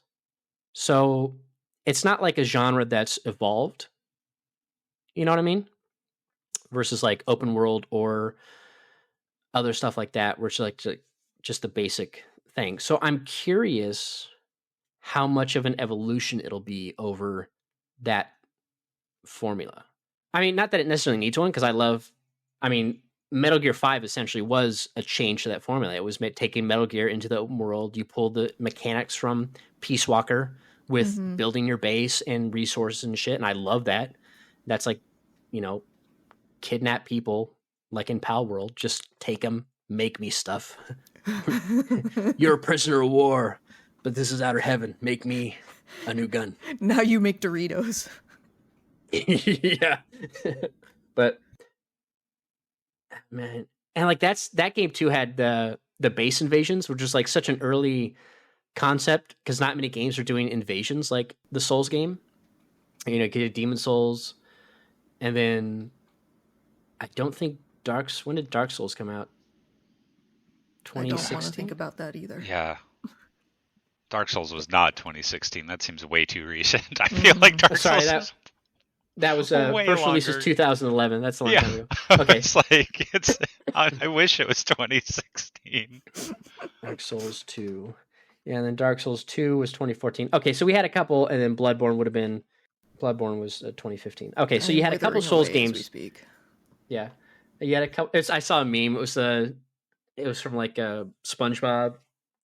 It's like Mr. Krabs, and he's like, "You all go," and he's Sony, and it's like Spider-Man, God of War, Horizons, like all these Sony first party games going to PC, and he goes, "But not you," and it's like it's Bloodborne. He's holding back, but copium, but yeah. So he had a couple games that had that kind of PvP invasion aspect. So yeah, because not many people have done that since him. Weren't there some other games recently that came out that had like sort of a invader aspects after Metal Gear 5? Deathloop. Deathloop. Yes, Deathloop had the invasions as well, which was really fun. Network connectivity and lag was a little bit. But... Yeah, they worked well in Deathloop. I enjoyed it there. God, there were a few other ones that tried it recently. They just didn't take off well. Yeah. I mean, a lot of games have tried it. A lot of games, it's not actually fun to play as, and it just doesn't work well. Deathloop is the most recent one I can think of where it actually was enjoyable and like worked well. Laggy, but like was fun. Mm-hmm. Yeah, and I wish the problem with that too is like you can set it to only friends, but if your friends aren't playing at the same time, it's like, well, this doesn't matter. So that's like one of the downsides to that. We're like versus just turn it on for anybody. But yeah, I hardly did any of the base invasions in Metal Gear Solid 5. I think back then, it was just like, I mean, I never did invasions in the Dark Souls games, so I didn't have any, desire to do it. But the idea of it, I always thought was really cool. And then by the time, again, Deathloop came out, then I was like all about it. I hardly did it myself, but I kept it on so people could do it to me. Watch Dogs. Watch Dogs did it. I loved it in Watch Dogs. They had invasions. Like I thought the real-time invasion hacking or whatever.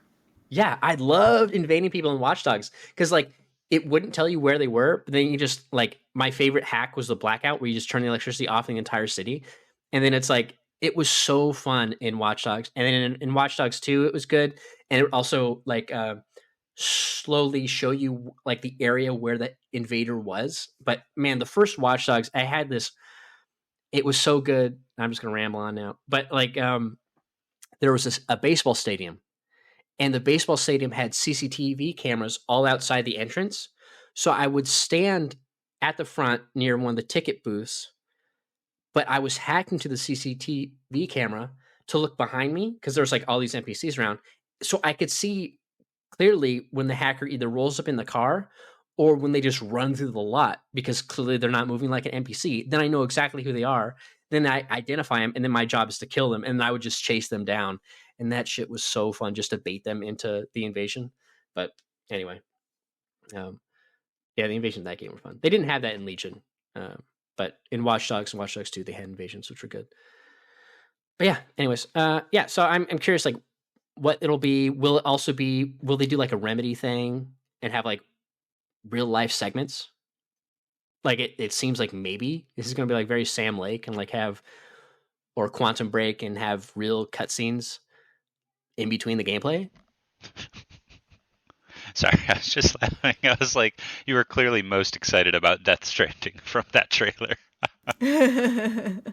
Oh yeah, I know. Did you? Okay, I gotta ask, since you were not excited about it, did you ever play the first Dragon's Dogma? No, I didn't. Wasn't that an Xbox exclusive? No, it came out to PlayStation 2. They had a Dragon's Dogma Dark Arisen. I was just curious because or not PlayStation as well, not like the PS2. Dragon's Dogma. Let's see. It was a PS3 game. Yeah, it was PS3. I meant, It was on PC it came out to too, PlayStation wasn't as it? well. Well, the platforms says Switch, PlayStation 3, PlayStation 4, both Xbox, yeah, Microsoft Windows, in May of 2012. May of 2012. But what was in 2012 that I was playing that I wouldn't have played? Dragon's Dogma. Yeah, I guess I just never played it. I was This just is kind of something I laughing didn't catch your because, interest. like, I came away from the State of Play thinking, like, the two big things they showed are Dragon's Dogma, which comes out very soon, and Death Stranding. And evidently, Dragon's Dogma is not exciting. Mine was Death Stranding and Zenless Zone Zero. Yeah. So we all have very different priorities. Okay, you, Zaya, would actually like Dragon's Dogma. I you played a defend the little dragon? bit of it. It was one of those games where I never finished it, or maybe I think it was one of those games that came out while I was working at either GameStop or Game Store. So I borrowed it, but I didn't, because I borrowed it, I didn't finish it because I was only allowed to keep it for a couple days. But I do want to play it, but I feel like I'm firmly in my era of I don't want to fight dragons anymore. So I need to stick to that. I don't know. I'll probably still play You it. don't want to fight dragons anymore? I don't want to fight dragons anymore. I want them to like, be you my like friend. dragons? Okay. Yeah, I want them to be my friend. I want to pet them. I went on a whole rant last week about it that I'm going to be firm and loud about that forever. But I don't know. I'll probably still play it because it looks like it has the same gameplay vibe as like Monster Hunter.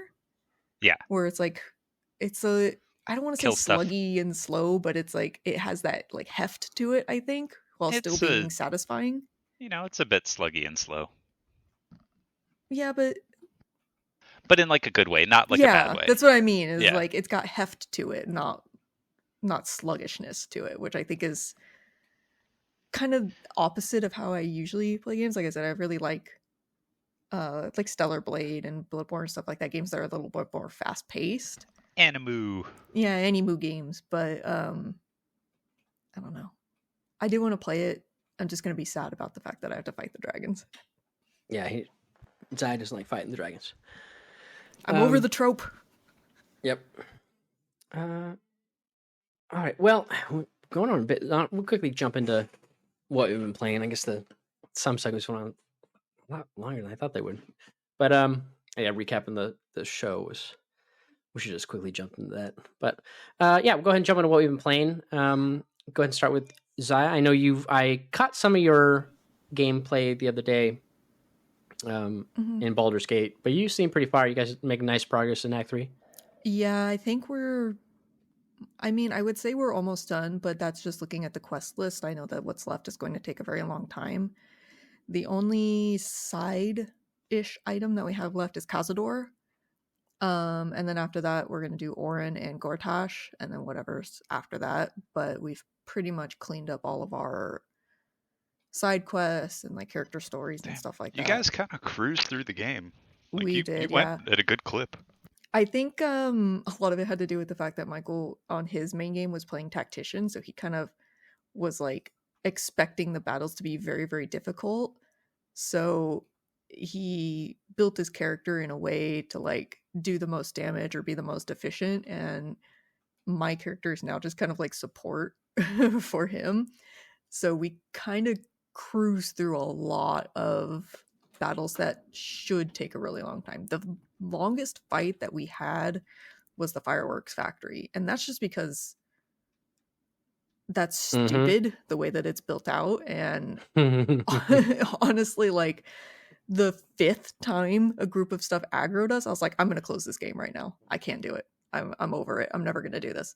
But a lot of the fights that he says, like, oh, on my game, this took me like an hour and a half to do. It's like, okay, well, you're playing on tactician and we're playing basically on story mode. We're playing on balanced mode. So we just, blast the shit out of a lot of the battles that he had trouble with and stuff like that. So I think a lot of it has to do with that, where we've done so much correctly and we've explored so much that our characters are way overgeared. And we hit level 12 like I think the day after we reached Baldur's Gate, so we're already max level. So yeah, that I think that has a lot to do with it. A lot of our gameplay isn't stuck in like really long battles or anything like that. And I think I mentioned this before.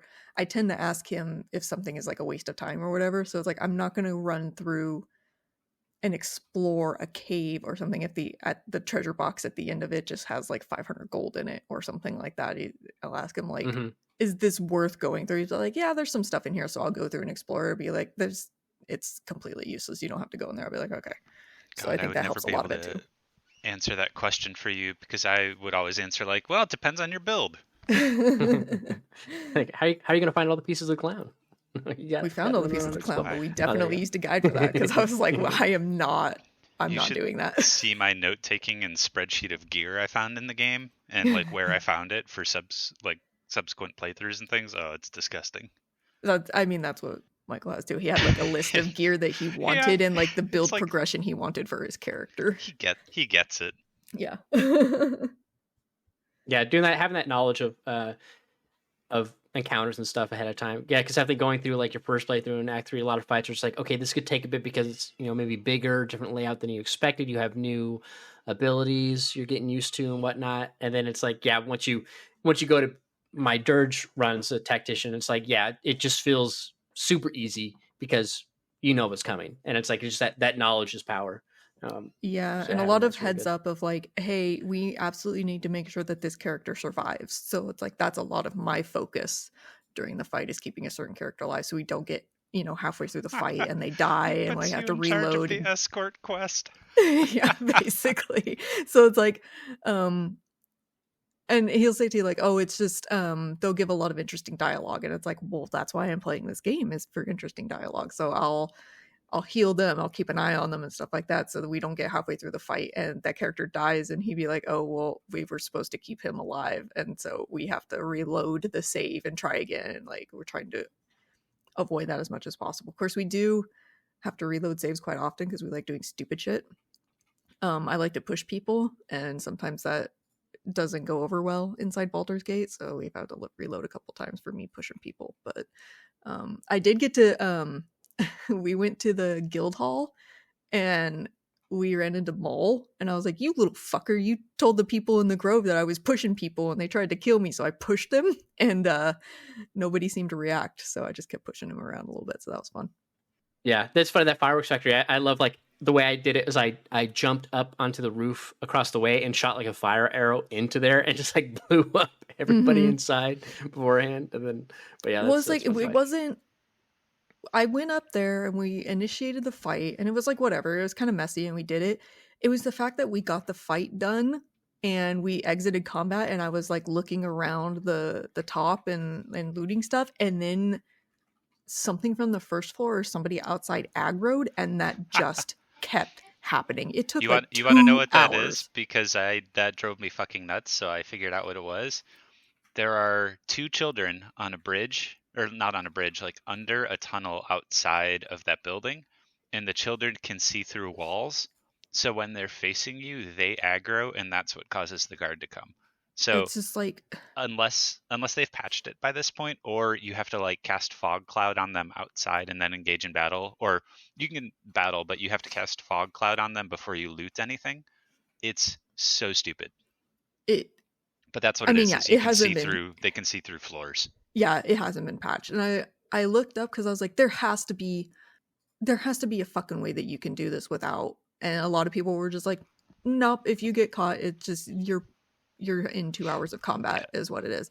And the No, problem we had was that I was really trying not to aggro the steel watch outside, and it finally aggroed, and it couldn't because we were still holed up in the building, like dealing with people trying to get to us and stuff like that.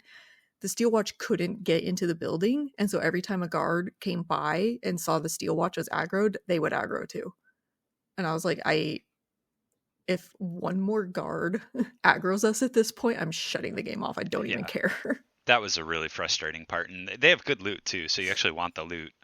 Yeah, and then apparently, even if you close up all the doors and kill everybody in the vicinity, like every guard in Baldur's Gate, if you try to loot people, they can see through the walls, and it's like you get aggroed again. Yep. Yeah. Though honestly, the only way I found around that was going into turn-based mode, casting fog cloud or something big like that on the kids outside, and then looting in sneak mode with someone that was detached. That's so fucking annoying. That's the only part in the yeah. game where I was like, I'm about to shut this off. I got really good at that when I murder hoboed everybody in Moonrise. This guy specialized in murder. Mm-hmm. Mr. Balls chosen. I did specialize in murder hobo. But you spec'd specifically into that. That's right. What about you, Izzy? You don't link anything to Discord, so I can never see what you're playing if you're playing anything. I swear my PlayStation actually is linked to Discord. It just doesn't show up, so I don't know why. But I really haven't been playing much this week. I had to go to Portland for over a week, so I went there and I brought my Switch, and I forgot my Switch charging cable, and my laptop is a Lenovo, so instead of having a USB-C cable or anything I could use, I had different charging cables, and it just didn't work out. So I suffered for a week with having to socialize with coworkers instead of playing Switch in my hotel room. You didn't that just is atrocious. Go to Target or DoorDash a Target order. Okay, with a cable? This is my tiny rant about like things other than gaming. But when you travel for work, it's like they expect you to do something with them every single night, and it is exhausting, and I hate it. Like, there's no polite way to be like, look, I know I'm in town for the week, but I don't want to hang out with you or see you at all outside of work. I just want to go back to my hotel. I want to order takeout because the company will pay for it, and I want to sit on my goddamn bed playing Switch. Yeah. Yeah. All of this to say that I didn't get to play any Switch the last week, which was sad. Gotta play nothing. Yeah, I picked up Factorio. I think I talked about it last week. I played the demo and then I picked it up. So I've been playing that like in earnest. And I love it. The game's like a casino though, because there's no in-game timer. Like that's something coming off of Auction Not Included, which has the cycle counter, which is great. Because I know like, I progressed this many cycles. Not having that is weird. It's like they don't want you to know how much time you're sinking into it. And then there are some things comfort things that I miss from Oni. Like in Oni, if you pause, you could still build or at least put the blueprints down for what you want your dupes to build. So you could like plan stuff like, okay, if I design it this way, you could see if you have enough materials, because if you don't, then you can't build the item or it'll change. So you can like pre-plan your stuff. Or if you have blueprints, you can put them down, which is actually a mod, which is great because in Factorio, it actually has blueprints and you don't need a mod to do it. It's built into there. But not having that, because if you pause the game, you can't do anything. And I'm like, man, I wish I could pause and still move the camera around. Or because the thing I like about Factorio too is like there's, I don't know if you've ever played it. Have you ever played Factorio? No, but I've watched it a bunch. Yeah, I watched it a lot. Okay. Yeah. So like there's your base produces pollution depending on what energy, how you create energy. I'm not sure how the steam creates pollution, but whatever. But anything takes coal. I guess the boiler does because it takes coal. But the pollution spreads out, and then we'll get if it hits the bugs that are on the planet you crashed on, their nests absorb some of the pollution, and then eventually they get mad and they come try to fight whatever's causing that pollution. So you get like random attacks of these bug, and it's like, oh, I like that idea, because it's like that's something that's missing from Oni. And that's something I liked in RimWorld was, okay, I'm building, and then it's like, oh, raiders are attacking. Okay, everybody stop, get in position, let's take out the raiders or the angry beavers that show up. And then, or I'm going to open up an ancient building, there's fucking aliens in there, and I got to deal with those guys. Like, I like that in RimWorld. And Oni's very much just like problem solving. So Factorio being like, okay, design stuff and deal with the local wildlife, I thought was really cool. In my first game, or my first big game I did, about like 10, it says I had like 11 hours in the game. I don't know if that was accurate. I barely got attacked by the bugs at all.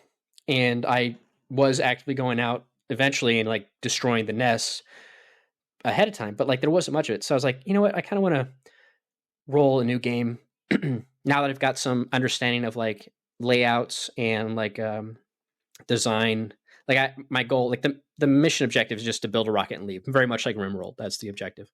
Same with Oni. Oni's build a rocket and get to the tear, but you have to like, there's much more involved in that. You have to find it, and then which requires space exploration first, yada yada. So a very similar objective. So I'm like, okay, well let me get down to building a particular science type, which require like different stuff. Like once I get this down, I also built my first train station and railroad. I did oil refinery. So I like learned some stuff. I got my production design down. Now I just need to work on optimizing. Okay, now I got this. I kind of did the same thing with Oni when I first started playing that. Same with RimWorld. Like I would learn some mechanics, and when I take that knowledge, scrap everything, apply it, solve new problems, and figure that out and kind of optimize my gameplay. So I was like, let's re-roll a new thing. So I rolled a new map.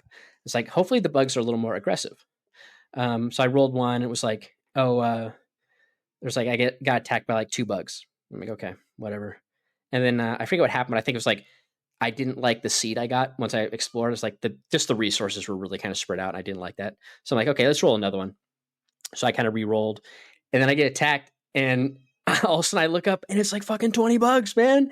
Like early game, just come attacking me, and I'm like, they just wreck my face, and I'm like, I keep trying to reload, and like I can't survive. So I'm like, what is the factor deciding between how many are attacking? Like there is a slider that says that talks about the size of the bugs, but like it threw me off. Like what the hell, man? So then I re-rolled another one, and I the current game on has I was in a nice spot where like I was getting attacked in different sections by the bugs, but only in a certain amount of numbers. So I like that. I have to upkeep ammo production, make turrets, make sure I have them in the right position, so I'm attacking whichever direction I'm coming from. So I'm in a nice spot now. I have a main bus in there for all my materials. Like I'm doing that optimization. I'm not back in the same spot I was in my first big game, but I'm in a nice spot. So I'm really enjoying that. My kid is just yelling "Dad, Dad" in the background.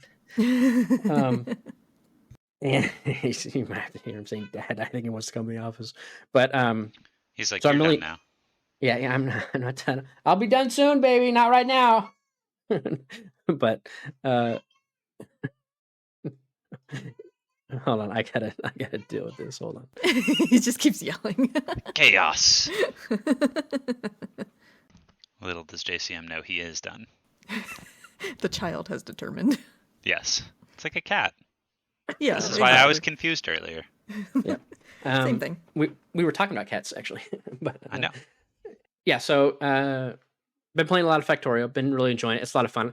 Like I said, I wish it had some stuff that Oni had, but other than that, I like it a lot. It's fun. Like I said, just it's all automation, which is eventually what you kind of get to. And Oni, like you build up, like really getting more dupes is you're kind of quote unquote automating their tasks. Like you dig, you build, you do research, you clean up all the stuff, the latrines, you do this. It's kind of that. It's like automation, but with dupes, and then making sure they don't kill themselves.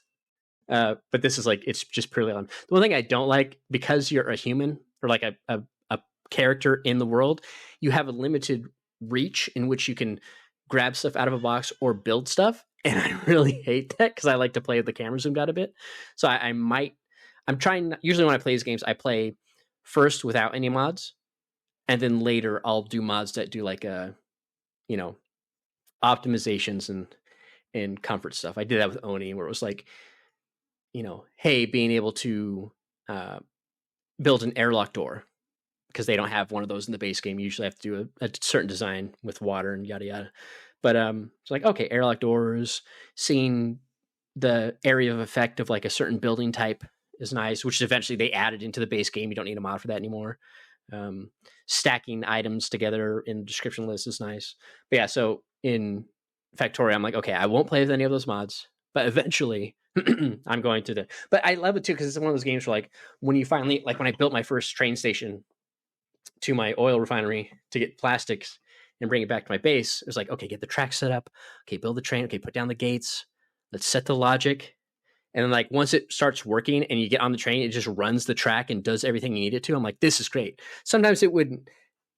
I think it was the way I set the logic, because like you set the cargo trucks to be like, okay, when this one is empty, so the conditions have to be deplete all the plastic and whatever the other item was I was transporting. And it's like, and then when this truck has coal equal to a certain amount, because I would bring coal back to the refineries to feed them for some ingredients, then you're go. But the problem is like I wasn't using greater than, so it'd be like I could do equals 0 for removing items, but then for the coal I was doing like equals 200 of coal. But then if one of the robot arms will like pull coal off the belt and put it into the truck, and it put it over 200, then the logic doesn't work and the train just sits there. And I was like racking my head. I'm like, why isn't this train moving? And so I'm like, okay, let's just do greater than. And then it's like greater than works. I'm like, just those kind of working of the logic, because it's not clearly loading one unit at a time. It's a couple units. One of those trucks just working that stuff out. But it's just so satisfying when you're like, my train's working. And it's like, this is great. I love it. So I'm looking forward to like redesigning that and getting some stuff out and just knocking out research. And yeah, I'm curious. Like we talked about Factorio a long time ago, and you were like, "No, I'll never play that game." I don't know. I mean, it's way back in the day. I mean, it never seemed like a game. I hadn't seen much of it. Production games. Yeah, like I do love RimWorld and Oni, but it is slightly different. It was funny because I went on because I looked at like one thing of Factorio. Now, like it shows up as a suggested subreddit on my Reddit feed, which is annoying. Like, calm the fuck down. But I saw someone like, what other games besides Factorio should I play, or like Factorio? And like I look at the list, a lot of comments are like games I've never heard of, but no one mentions Oni. And there's like one guy who's like, auction not included, and then everyone's like, yes, auction not included, auction not included. I'm like, yeah, definitely play that.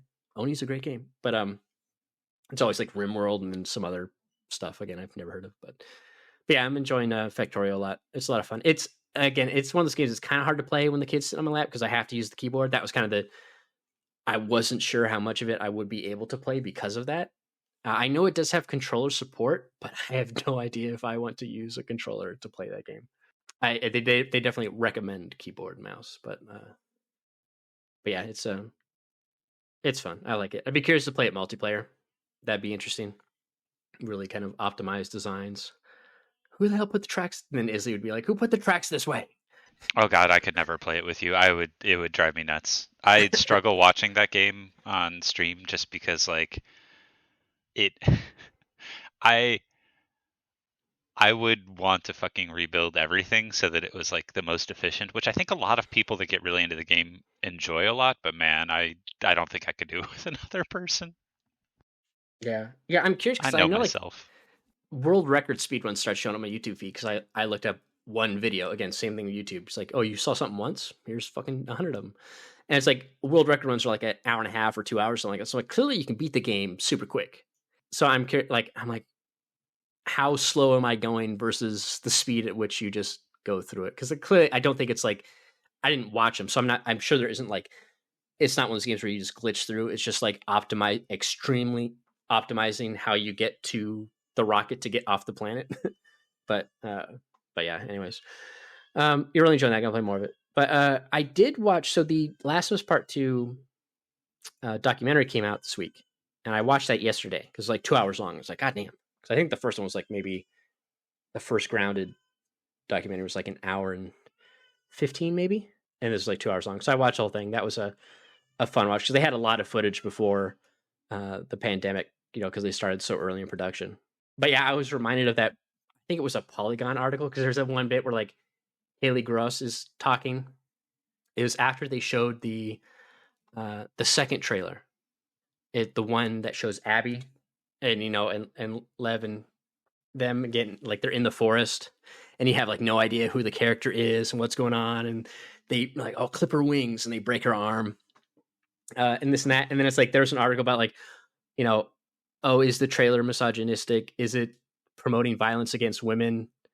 And then like it was just Haley Gross just going off about how mad she was about the article, because she's like, and Neil the same thing. He's like, the two leads are women. It's like, and then the other one's like Haley Gross, because she's the co-writer. She's like, also it's like there has to be fail states. Like people have to be able to get hurt and die. It's like, so there should be no female protagonists in video games. Like he's like, or nothing bad can happen to them, at which point you're the whole other can of worms. Yeah, it's like, and women are victims of violence. Like, don't we want to see them fight back? Like, he's like, and then that one question they asked, like, were any women involved in the making of this? And Haley Gross is like, or then Neil's like, yeah, the co-writer, the lead character designer, lead character artist, all the actresses working on that scene. And then Haley, her segment was like, hey, here's what I hate about that article. Do some fucking research. She's like, just a little bit. He's like, are you saying like no woman could have worked on this game because there's violence against women and because it's a video game? He's like, and she calls out like, that just being sex. She's like, I like graphic violence. Does that make me less of a less female? And just like hearing her go off on this article is so funny. But then she's like, don't put that in. He's like, I'm sure Neil will say put it in, but I'm telling you, just don't put that in. And then of course it's in. But yeah, it was a good watch. Especially like I forgot that Bloodborne was an inspiration for the early bits of that game, for how open they wanted it, and just how that didn't, clearly work out. And yeah, it's some interesting stuff in that documentary. It's tough though when they get to because eventually kid's still in the background, but I know. I was like, you thought you had more time. He is like, nah, you're done. Yeah, I'm gonna wrap it up in a minute. But it's like when eventually once they get to the pandemic, it kind of stops, and then all the rest of the interviews are after the fact. So it's like recent. They're kind of closing out, like talking about, and just hearing Laura Bailey talk about the shit she got and people threatening her kid and stuff. It was just like, it was so heartbreaking to watch it. But I mean, I always come back to this of like attacking the VAs is just really stupid. And like The Last of Us 2, I think it has a lot to criticize in terms of like the flow and pacing of the game. But man, the reactions to that were so like either you were all for it or you were all against it, and if you were anywhere in between, it was like if you criticized the game at all, you hated the LGBTQ agenda, and if you like loved the game, people would call you out on your shit. It was just like there was no winning with any discourse on that game when it came out. You couldn't love it or hate it safely. Yeah, it was it sounds like you're not a fan if you're doing that shit like at all. You're just a piece of shit. And and yeah, it's just it was rough. I was trying to think of something else that happened in there, but other things I wanted to call out from the documentary. But yeah, there's just some. Again, it was a good watch. I'd say give it a watch because like all the dev stuff is really super interesting and all that. And then at the end of it, of course, he teases like, "Oh, and I have an idea for a part 3." He's like, he had one initially. He's like, kind of shell it like just the whole thing. He's like, but I got something there. He's like, I feel like could be more of the story. So it sounds like there's going to be T-Loop part 3 eventually. Dude, the tease and articles that were written about that part 3 thing were so annoying. It was like, such and such teases concept for Last of Us Part 3, and I click on the article expecting to see like a summary of what the Last of Us 3 story would be, and it's like, Neil Druckmann says he has a concept, and I'm like, well, I guess technically that's true. He did tease a concept, just like the articles really went with it. Right. It wouldn't be like when I saw it, I thought like, oh, they must be showing like screen concept or screenshot or something. It's like at the end, I was like, no, it's just him saying it. And it's like, yeah, the way he says it's like, okay, clearly they're going to do something, but it's like it's very early stages. So yeah, we'll see. But yeah, good stuff. I'd say definitely take a good watch. Good behind the scenes look. I hope that means that Sony has more of those because obviously they did the one for God of War 2018. They had both the Last of Us ones, and I wish I'd love to see like I wish there was one for like Ghost of Tsushima. That would have been cool. And then, yeah, just anytime there's like a new IP, especially, like I love that idea of like, hey, here's, or a new entry, like with God of War into something. And then, but yeah, just seeing that would have been really cool to all the behind the scenes dev stuff. Interesting look at the game development process. But all right, we'll go ahead and wrap it there. I got my kid in the background. Clearly, he wants to see me because he has to see me for an hour and 54 minutes. Object permanence issues, man. That's Could right. Be dead that's for right. all he knows. Yeah, I know, right? Where the hell's Daddy? But all right, so thank you all for tuning in. Thank you, Izzy. Thank you, Zaya, for joining. Mm-hmm. Yep. And we'll see you all next time. Later. Bye.